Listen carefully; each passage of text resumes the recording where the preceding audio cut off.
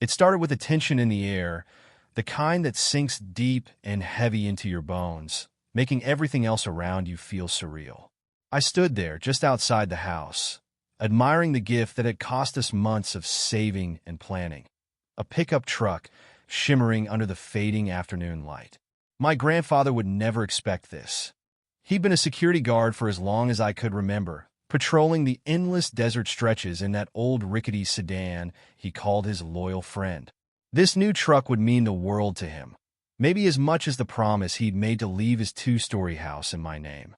It felt like a gesture of thanks, a recognition of all the years he'd poured into protecting us, his family. "Are you going to show him already?" my father asked, grinning. He patted my shoulder, proud, as we ran through the features on the truck one last time. The sleek body, the sturdy tires fit for the rugged terrain. It was everything he'd need out there. For a second, I allowed myself to picture his reaction. The shock, the grateful smile. I knew this would hit him right in the heart. I got home just as the sun began dipping below the horizon.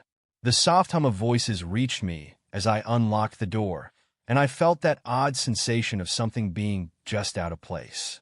It wasn't until I stepped inside that I realized I hadn't been imagining it. There in our bedroom, my wife was talking quietly on the phone. She hadn't noticed me yet. Her back turned as she sat cross-legged on the bed, a small smile dancing on her lips as she whispered into the phone. I froze, listening, but all I caught were faint fragments, enough to piece together that she was speaking with someone familiar. "Oh, I wish I could, but tomorrow," she said, letting out a soft sigh. Then a laugh, short and almost affectionate. "No, really, it's his grandfather's birthday. I can't miss it." I knew she must have been speaking to one of her friends, the usual crew she kept close, always in each other's lives, calling and texting at all hours. She'd often told me about their plans, the way they'd gather for wine or late-night venting sessions about work, sharing life's small grievances and joys alike. This call, though, seemed oddly different. There was a warmth in her voice that felt misplaced. I shrugged it off, forced myself to shake the thought from my mind as she turned, surprised to see me. Her smile brightened instantly, any tension slipping from her face as she rose and wrapped her arms around me, her embrace warm and genuine. "There you are." I was starting to worry. She murmured against my chest, her voice light. "Just getting everything ready," I said, brushing it off. "Tomorrow's going to be something, isn't it?" She nodded, her gaze flickering for a split second before returning to mine, that same soft warmth there again. "It really will be." As she pulled away to head back into the bedroom, I felt a strange pang I couldn't place. Perhaps it was the pressure of making everything perfect for tomorrow, or maybe it was that small moment of laughter on the phone that had felt too intimate.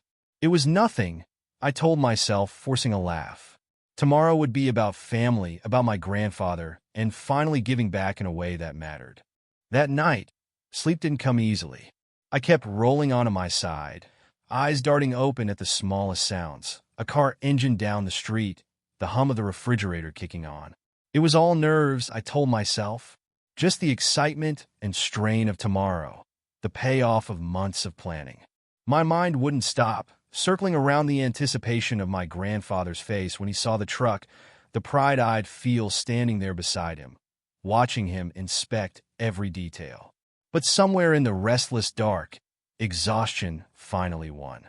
I fell under, pulled into a sleep that felt thick, like it swallowed me whole. The dream came on like a slideshow, surreal but familiar. I was there, just like I'd pictured, holding the truck keys and feeling my chest swell with that same pride. My grandfather stood in front of me, his face weathered but lit up like a child's, a smile that I hadn't seen in years stretching across his face. "Go on, take it for a spin," I told him, handing him the keys. His hand wrapped around mine, his grip strong and grateful. For a moment, it was perfect. Then, out of nowhere, my wife was there. She appeared beside him, draping herself over his shoulder in a way that felt wrong, even in the half-light of a dream. She leaned into him, her hand on his chest, her fingers drawing small circles over the fabric of his shirt, as if to tease him, to draw him in. I wanted to shake myself, to make sense of what I was seeing, but I felt rooted in place. I couldn't move, couldn't speak. She laughed, a slow, quiet laugh that seemed to echo, mocking me as she slid her hand lower. And my grandfather just stood there, frozen, not moving, not reacting, but letting her linger like he was powerless to stop her. I tried to shout, to pull her back, but my voice caught, locked in my throat. Everything in me tensed, my frustration boiling over, my mind screaming even though I was voiceless in the dream. She kept touching him, caressing his face, her fingers brushing over his lips, over his neck. My stomach turned, the air thick with something I couldn't explain, like I was drowning, and my feet were sinking, glued to the ground.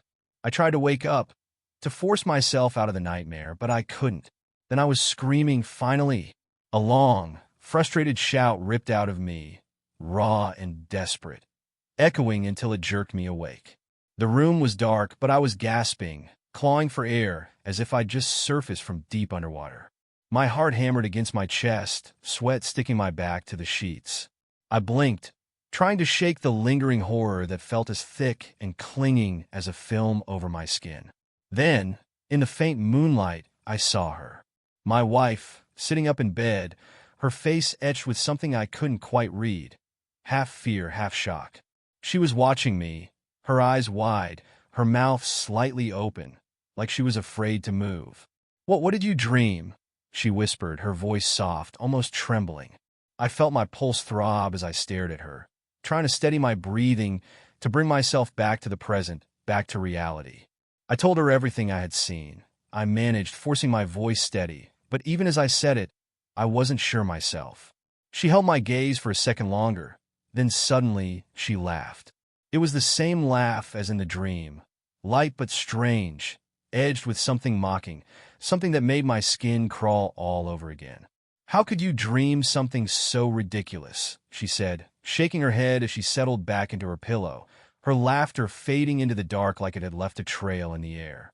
I lay back beside her, staring at the ceiling, the echo of her laugh crawling into the corners of my mind. The morning came too quickly, and I sank into a heavy, restless sleep. I was still haunted by fragments of the dream, echoing in the back of my mind. Even in the bright light filtering through the curtains, the unease from last night clung to me like a fog I couldn't shake. A soft touch on my shoulder jolted me out of the depths of sleep. My wife stood over me, her face calm and unreadable, a slight smile on her lips. "Honey, get up. We're going to your grandfather's in an hour," she said, her voice smooth and gentle, as if everything about last night's dream had melted away into thin air. I blinked, letting her words sink in, and forced myself to sit up, rubbing the sleep from my eyes. It was already 11 a.m. I shook my head, trying to rid myself of the fog that still hung there, those strange fragments of last night's nightmare still clinging to me. I took a deep breath, grounding myself. This was real. Today was real. The truck, the gift, my grandfather's birthday. I'd been waiting for this day for months, and I wasn't going to let the remnants of some absurd dream ruin it.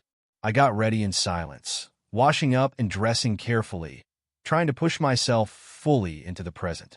My father arrived just as I was finishing. I could hear him outside, his voice a steady hum as he admired the new pickup in the driveway. I gave myself one last look in the mirror, hoping the remnants of sleep had faded from my face, and then joined them outside. "Look at this beauty," my father said, patting the side of the truck with pride. His grin was wide, his eyes gleaming with excitement.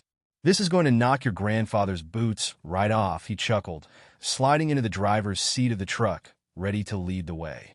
With a deep breath, I slid into our car beside my wife, her hand resting lightly on my arm as she smiled, as if nothing at all were out of place. I nodded, my pulse settling into the steady rhythm of the road ahead.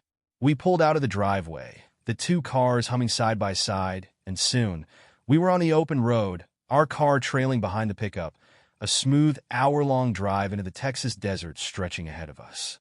As we drove, the vast, open landscape rolled out before us, empty fields under an endless sky. The house sat alone out there, like a part of the desert itself, resilient and timeless. My anticipation built with each mile, along with a strange sense of nostalgia. I'd been out here many times before, but today felt different. It felt like a threshold, like we were on the verge of something bigger, a new chapter just waiting to be written.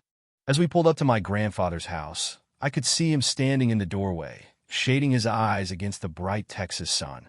He squinted, watching as the two cars rolled to a stop in his dusty driveway. I could tell he'd noticed the pickup right away. His face lit up, and he took a few steps forward, his eyes glued to it, inspecting every inch of it as we climbed out. My father stepped out of the truck with a smirk, gesturing proudly to the pickup like he'd just driven off a dealer's lot. "Well, what do you think of my new ride?" he said, patting the hood with that look of satisfaction I'd seen on his face 100 times. My grandfather raised his brows, giving my dad a look that was somewhere between admiration and envy. He ran his hand over the side of the truck, nodding approvingly, but with a touch of jealousy, just barely visible in his eyes. "Looks like a real beauty," he said, his voice gruff but quiet, almost as if speaking too loud would break whatever spell he felt standing there in front of it. That was my moment. I took a step forward, unable to hold back a grin. "Congratulations, Grandpa," I said, my voice catching slightly from the excitement I'd been holding in. "This is your pickup. We bought it for you. All your paperwork's inside, so it's officially yours." For a second, he just stared at me, stunned, his eyes wide, uncomprehending. His hand froze on the truck, and I could see his mind working to make sense of what I'd just said. When it hit him, his expression shifted. His hand went to his face, and he let out a breath, his shoulders dropping as if the weight of the years had just been lifted. A tear glistened in his eye, though he'd never let it fall. "Mine," he repeated, his voice so soft I almost couldn't hear him. I nodded, and he took a step back, wiping his eyes, the pride and joy on his face, saying more than any words ever could. Just then, a few cars rolled up, kicking up dust as our other guests arrived. They were close family friends, just 6 people, but they meant the world to him. He beamed as each one stepped out, shaking hands and clapping him on the back, a mixture of laughter and music filling the air as a speaker crackled to life with some old country tunes. The afternoon unfolded like a scene I knew I'd remember forever. Drinks flowed, stories were told, and everyone, my grandfather especially, let loose, caught up in the joy and freedom of that endless stretch of land around us. I watched him drift toward the truck every few minutes, as if checking to make sure it was real, running his hand over it like he still couldn't believe it was his. I glanced over at my wife, who caught my eye and smiled back, her gaze soft and warm, as though she could feel my relief, my happiness. She laughed easily with the others, her face bright and carefree, raising her glass as the afternoon wore on, clinking it with mine. Everything felt perfect, in that rare, fragile way that can't be planned or forced. We had given my grandfather something more than just a truck that day. We'd given him a part of himself back. The party had picked up in full force, music pouring out into the open air, laughter and conversation mingling with the occasional shout and clink of glasses. I watched as the handful of guests danced and swayed, each person caught up in the heat of the moment, in the freedom that comes with leaving worries behind for an afternoon. I felt it too, the satisfaction of having made this day everything my grandfather had deserved and more. He sat off to the side now, talking with an old friend, his new truck still visible from where he sat. Every now and then, he glanced over at it with a look of disbelief, and it was that look that told me we'd given him something money alone could never buy. My wife was nearby, her cheeks flushed from the drink she'd had, a laugh on her lips, her glass half-tipped in her hand. She'd loosened up, more than usual, her balance starting to betray her as she laughed and stumbled, swaying even when the music slowed. I noticed her blink, her expression softening as her eyes grew heavier. Then she looked over at me and slurred, I think I need to lie down for a bit." I nodded, understanding. She rarely drank this much, and the day had been a lot for everyone. She slipped inside, weaving her way through the screen door and disappearing into the house. I watched her go, then returned to the group, letting the thumping beat of the music pull me back into the moment.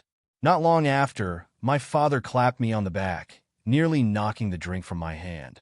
He laughed, his face red, his words a little slurred as he swayed beside me. She's not the only one who overdid it today, he chuckled. I'm gonna go find a place to crash for a bit too. Think I'll lie down next to her? I barely glanced at him. Sure, Dad, I said, nodding. Take a rest. After all, what was there to worry about? My wife and my father were two harmless drunks in need of a nap, and my grandfather's bedroom was far enough from the party that they'd be able to rest undisturbed. I figured they'd be out cold for a while, and it was probably better for them to sit out the rest of the day. I watched him make his way into the house, still chuckling to himself, and turned back to the party. The sun was beginning to dip, casting a warm, amber light over everything, the sky stretching wide and golden above us. The moment felt like one of those rare times when life slows down, when everything feels just as it should be. I was still riding the high of knowing my grandfather was happy, that he'd be taken care of with his new truck, and the pride of knowing I'd been able to give him that gift. But now, looking back on that moment, I realize how blind I was, how utterly unprepared. What could happen? It was my father. It was my wife. Two people I trusted more than anyone. What was there to question? If only I had known then. If only I'd felt even the faintest stir of unease. But instead, I stood outside in the fading sun, believing the day had been perfect, never suspecting that everything was about to change. The afternoon had drifted into early evening, and I was still in the yard with my grandfather, who hadn't stopped talking about the truck since I'd handed him the keys. Every few minutes, his eyes would flick over to it, parked proudly by the house, as if he still couldn't believe it was real. It felt good, seeing him like this, happier than I'd seen him in years. I was immersed in the moment, caught up in the pride of having made this day memorable for him, when suddenly a sharp scream tore through the air. The sound froze me. My grandmother's voice, shrill, filled with a mix of horror and disbelief. What do you think you're doing? How can you do this here? I looked at my grandfather, but he was just as stunned, his face pale, as we both turned toward the house. I ran, my heart pounding as I moved through the door, down the narrow hallway toward the source of the commotion. Then I saw it. The door to the bedroom, slightly ajar, a sliver of light spilling into the hall. Inside, I caught the hurried sounds of movement, the rustle of clothes. I didn't want to believe it, but I knew. I pushed the door open, and there they were, my wife and my father, both caught in a scene that shattered everything in an instant. She was tugging her dress back over her shoulders, her cheeks flushed, hair tousled, and he stood beside her, frozen, still in his underwear, his eyes wide with the horror of having been caught. My mind went blank, numbed by the sheer weight of what I was seeing. This was supposed to be a day of family, of celebration. Yet here they were, both of them, looking back at me with faces that held no explanations, no excuses, just the empty shock of being exposed. A low, raw sound tore from my throat as I charged forward, grabbing my father by the hair, my hands shaking with a fury I could hardly contain. How could you? How could you do this to me? I spat the words, each one heavy with the betrayal sinking into my gut like a knife. He just looked at me, his face a twisted mask of shame and confusion, but he didn't say anything. Maybe there was nothing he could say. I turned to my wife, who had her arms folded around herself. Her head hung low as she pulled her dress back in place, silent and unmoving. She wouldn't look at me, wouldn't offer a single word to make sense of this, to explain why she'd done something so unforgivable. My voice shook as I shouted at her, demanding answers, demanding anything that could make this feel less like a nightmare. But she said nothing. She just stood there, staring back at me with those eyes that once looked at me with love and loyalty, now empty and hollow, offering no hint of regret, no explanation. I was left standing there, surrounded by the crumbling remains of trust, loyalty, and everything I thought I'd built with them. The silence between us was louder than any scream. And in that silence, I felt everything I had known, everything I had believed, fall away, leaving me standing alone. The weight of what had just happened sat heavy in the air, pressing down on me, suffocating. I could feel every set of eyes on me, watching the ruin of what was supposed to be a perfect day. I turned, And there was my grandfather standing just behind me, his face pale, his shoulders slumped as he looked at my father with an expression that was more than disappointment. It was a kind of deep, weary shame. "I don't know where I went wrong," he murmured, his voice raw. "I'm ashamed to have raised a son who could do something like this." He turned his gaze to me, and I felt the depth of his sorrow, his regret. It was as if everything he'd built, every value he'd instilled, had been ripped away, shattered in front of him. Behind him, the guests from the party gathered, standing in stunned silence, whispering to each other, their faces reflecting the shock, the disbelief. I felt exposed, as if every private part of my life had been laid out for them to judge. It was like the floor had dropped out from under me, and all that remained was a chasm of betrayal. Then, in that bitter silence, my wife finally spoke. Her voice was cold, defensive, almost unbothered. "Your father wanted it," she said, as if that alone excused everything. Her words struck me like a slap, and a surge of rage rose within me, searing through the sorrow and humiliation. I screamed, raw and uncontrolled, the sound tearing through the air. "I hate you!" My voice cracked, filled with every ounce of pain, betrayal, and anger I'd felt since the moment I stepped into that room. "I hate you, all of you!" It felt like I was imploding, every feeling building to an unbearable pressure until I could hardly breathe. I turned away, blind to everything but the need to escape. My hand found the keys to my grandfather's pickup, the same truck that had been the centerpiece of today's celebration. Without another thought, I ran to it, throwing myself inside, my heart pounding as I started the engine and tore out of the driveway. I didn't know where I was going. I didn't care. All I knew was that I needed to get away from the faces, the memories, and the betrayal. The truck roared down the empty desert road, the sun setting in a wash of blood red and purple over the distant horizon. I drove faster than I should have, the fury and heartbreak twisting inside me, propelling me forward, away from everything I had known. But no matter how fast I drove, I couldn't shake the scene replaying in my mind. Their faces, the words, my grandfather's disappointed eyes. Everything haunted me, refusing to let go. Then, out of nowhere, it happened. I felt the tires slip, the truck veering off the road as I fought for control. But it was too late. The truck spun, the world tilting as I felt it tip, flip, and crash. Metal crunched, glass shattered, and I felt myself tossed like a rag doll as the truck finally came to a stop, crumpled and broken on the side of the highway. When the world stilled, I felt a wave of numbness, a dull pain throbbing somewhere deep inside. I looked around, dazed, the wreckage surrounding me. My grandfather's truck, once a symbol of everything I had wanted to give him, was destroyed.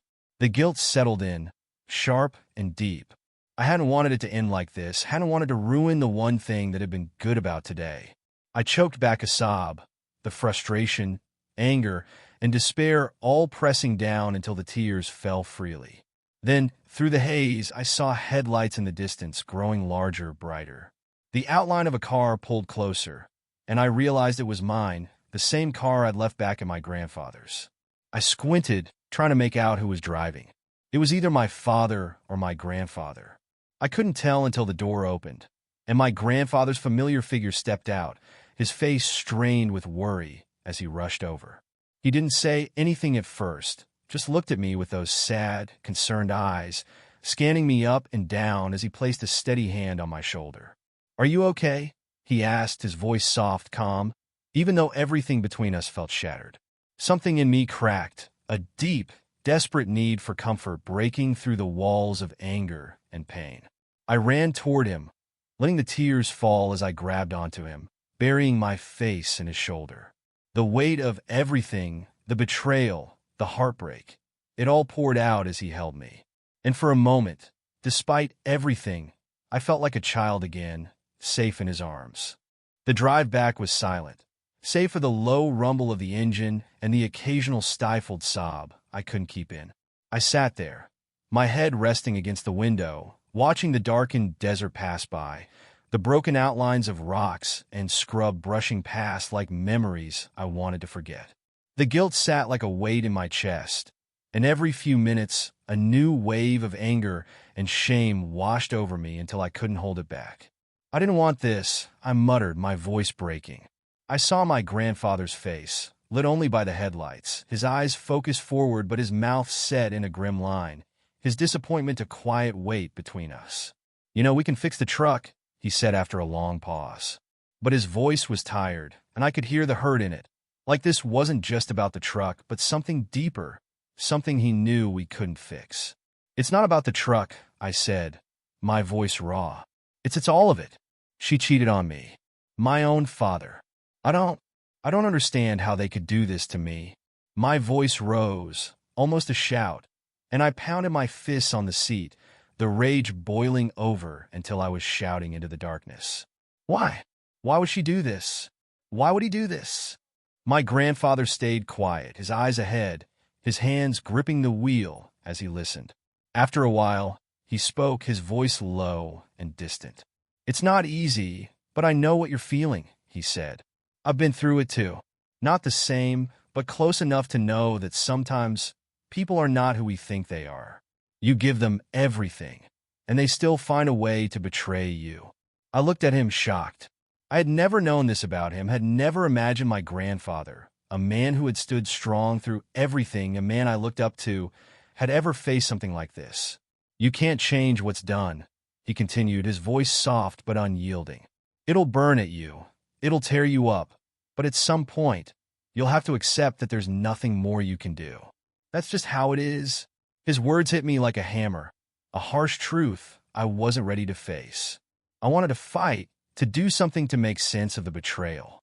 But as I sat there, the emptiness inside me only deepened, like the truth he spoke was sinking in, whether I wanted it to or not.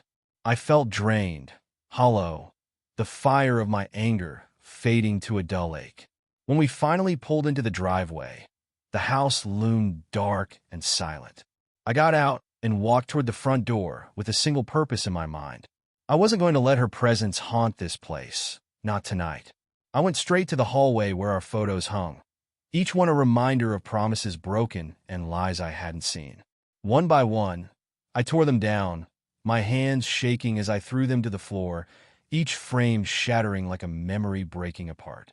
I moved through the house, taking everything that had her touch, her scent, every piece of her that had once made this place feel like a home, and tossed it into a pile, clothing, letters, gifts, souvenirs of a life that was now just an illusion. My grandfather watched from the doorway, his face a mixture of sadness and quiet resignation. I could feel his disappointment still, but he didn't say a word. He knew I needed this, needed to purge every reminder, every trace of her from my life. "She'll never set foot here again," I said, my voice shaking with a finality that felt like a door slamming shut. I wanted her gone, erased, as if that would somehow make the hurt go away. But as I looked around at the empty walls and the house stripped bare, I realized that getting rid of her things didn't fill the hollow space she'd left inside me. The anger was there, burning hot, but beneath it was something darker, a grief I wasn't ready to face.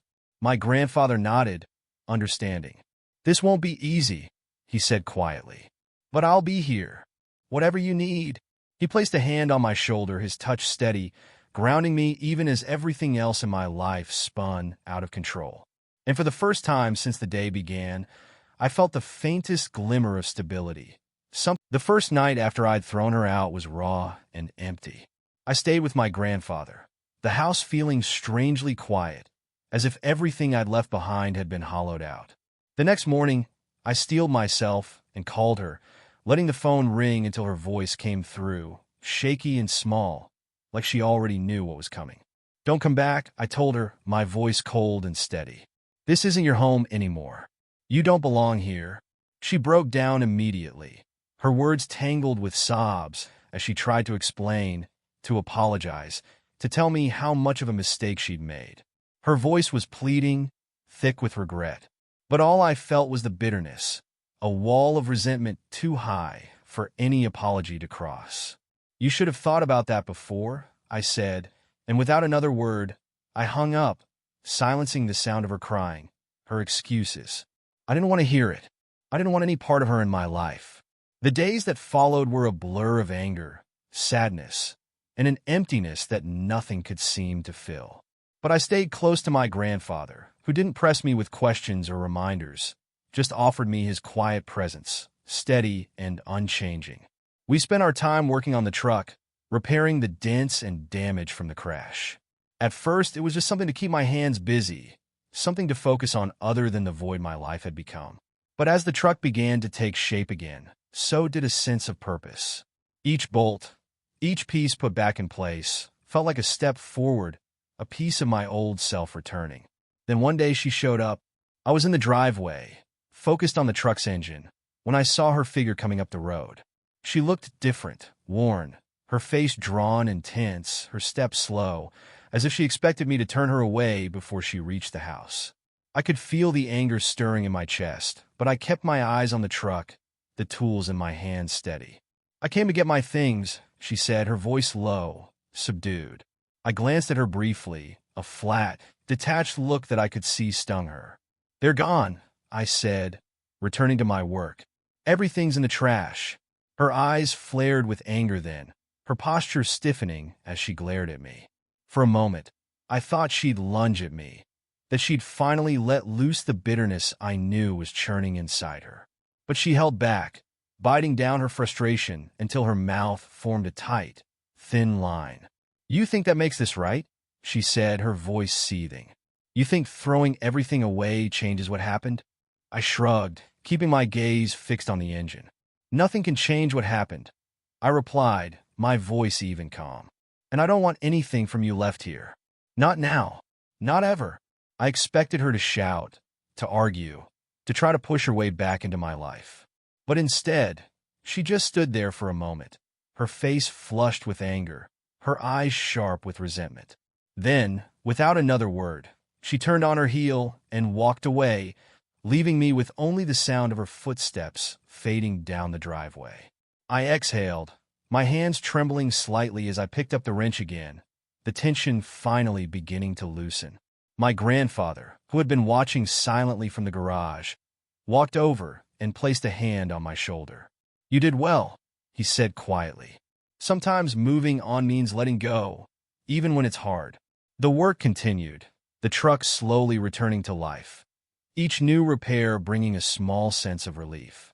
As the days passed, I felt the pain begin to dull, felt a sense of acceptance settle in. My grandfather's quiet presence was an anchor, something to hold onto while the rest of my life reoriented itself around this new reality. Finally, the truck was finished. We stepped back to admire it, and I could see a look of pride in my grandfather's eyes as he patted the hood. It wasn't just a truck anymore. It was a symbol, a testament to moving forward, to piecing things back together even after everything had fallen apart. A few days later, my grandfather went back home, his job done, his guidance leaving me with a strength I hadn't known I had. I stood there, looking at my house, once filled with warmth, with dreams I thought would last a lifetime. But those dreams were gone now, replaced by a hard-won clarity, a determination to start over. I made up my mind right then. I would sell the house, rid myself of this place that now held only memories I wanted to leave behind. A new life was waiting for me, one that didn't have to carry the weight of everything I'd lost. With one last look at the house, I walked back to the truck, ready to move forward, ready to leave it all behind. The sale of the house went through last month. By then, I thought I'd left everything behind. The memories, the betrayal, they felt like ghosts from a past life, haunting but fading. I was already looking ahead, thinking of a new life waiting for me in California. A life far away from the hurt, the anger, and the pieces of myself that I'd had to leave behind to survive. But then the call came. It was late, and I was still packing, sorting through what few things I was taking with me when my phone buzzed. I didn't recognize the number at first, but something told me to answer. I almost let it go to voicemail, figuring it was just another update on the house.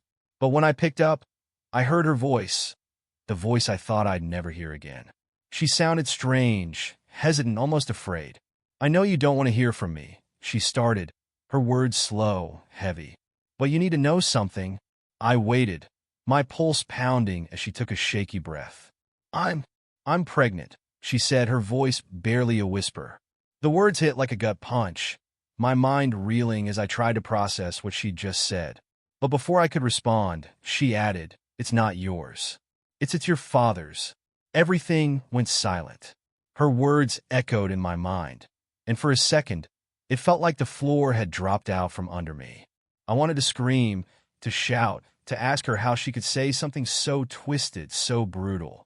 But instead, all I could do was stand there, frozen, as a cold numbness crept over me. "How could you?" I finally managed, my voice barely a whisper. I could feel the weight of it all pressing down on me. The betrayal, the loss, now a permanent reminder in the form of a child that would tie her and my father together forever. It was as if I'd been blindsided all over again. The wound I'd tried so hard to heal ripped open, raw and bleeding. "I didn't plan for this," she said, her voice breaking. I don't know how this happened. Your father, he's as shocked as you are. I just thought you should know." I wanted to throw the phone, to erase this moment, to go back to a time before her words shattered what little peace I'd managed to find. But I just ended the call, letting the silence hang in the air, trying to push the weight of it all back down. For the rest of the night, her words haunted me, replaying over and over until they felt like some twisted nightmare I couldn't escape. I didn't sleep. I just sat there in the dark, feeling the weight of a betrayal that now felt deeper than anything I could have imagined. By morning, I was hollow, the anger and shock burned out, leaving only a bitter emptiness. But I made a choice then. I had already made the decision to leave, to let go of the life that had hurt me so deeply. This would just be another thing I'd leave behind, another ghost I'd refuse to carry. So I went to California, carrying only what I needed, leaving the rest in the past. I started fresh, building a new life, one that didn't carry the weight of betrayal or anger. The memories still lingered, yes, creeping up in the quiet hours, a shadow I'd have to live with. But out there, far from the wreckage of my old life, I could breathe again. I knew that someday, maybe, the wounds would finally heal. Until then, I would live. I would find peace in the life I was building, one step, one day at a time. California was waiting, and with each passing day, the grip of the past loosened, fading into the distance like a bad dream left far behind.